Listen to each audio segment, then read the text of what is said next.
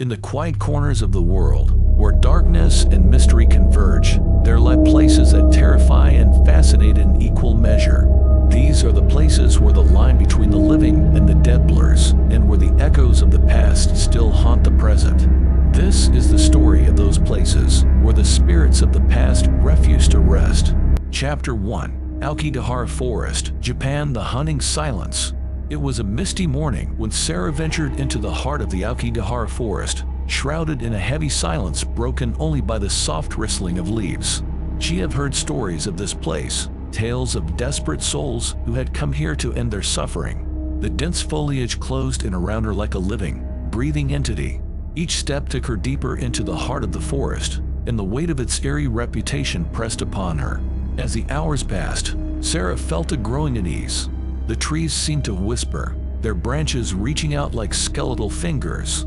She stumbled upon makeshift shrines, remnants of those who had chosen this forest to be their final resting place.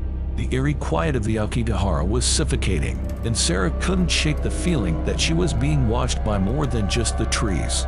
Chapter 2. Chernobyl Exclusion Zone. Ukraine. Echoes of a meltdown.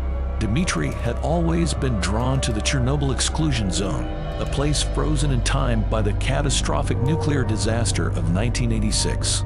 Armed with a Geiger counter and a sense of morbid curiosity, he ventured into the abandoned city of Pripyat. Crumbling buildings stood as eerie monuments to a once thriving community, and the Geiger counter's clicks served as a haunting reminder of the invisible menace that still lurked. As Dmitry explored the empty schoolyards and hospitals, he couldn't help but feel the weight of the tragedy that had unfolded here. It was said that the ghosts of those who had perished in the disaster still wandered the desolate streets, their voices carried on the wind. Dmitry listened intently, hoping to catch a whisper from the past.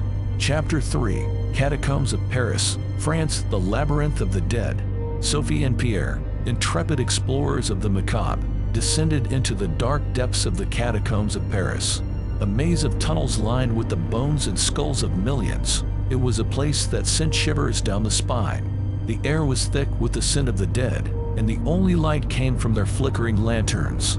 As they delved deeper, the walls seemed to close in, and strange echoes reverberated through the narrow passages. They stumbled upon cryptic messages and eerie drawings left by past visitors. In the catacombs' depths, they questioned whether they were truly alone in the company of the long-forgotten dead. Chapter 4. Island of the Dolls, Mexico. Whispering Shadows. Emily had always been fascinated by the Island of the Dolls, where the trees hung heavy with decaying dolls. She had heard the legend of a tormented soul and the man who hung the dolls to appease her spirit. As she explored the eerie island, the dolls swayed in the breeze, their lifeless eyes following her every move. As night fell, Emily's flashlight flickered, casting eerie shadows. She heard faint whispers and laughter in the darkness, voices that didn't belong to the living.